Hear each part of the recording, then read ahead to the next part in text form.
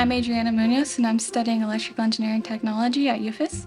I heard about the Peak Innovation Center's classes, and I decided that the best way to learn if I would like this career field would be to jump into it and try it out hands-on at the Peak Innovation Center. The thing that really scared me about going into the UAFS EET class was the fact that there's barely any females there. It's a very male-dominant field, so going into it, I was really scared, especially when I first got into that class and there was only boys. But when I got there, everyone was incredibly kind, very encouraging. I made a lot of friends there too.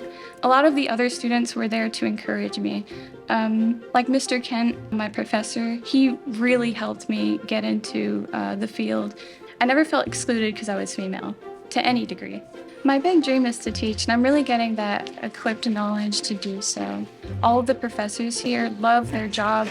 They're incredibly kind and encouraging, and I feel like just seeing the way that they enjoy their time here has really encouraged me to pursue that career path as well. Through the youth apprenticeship, I got hired at Gerber. It really gave me the hands-on experience I needed in my given career field, and it was real money, real work, getting hands-on experience right there in the manufacturing. The people at Gerber Nestle are really incredibly kind. I get to take what I learned in the classroom and apply it to a real work environment at Gerber Nestle. I didn't expect to get a job out of this, especially one that is exactly what I came here for. They gave me a lot of opportunities to try out exactly what I wanted to in this given career field.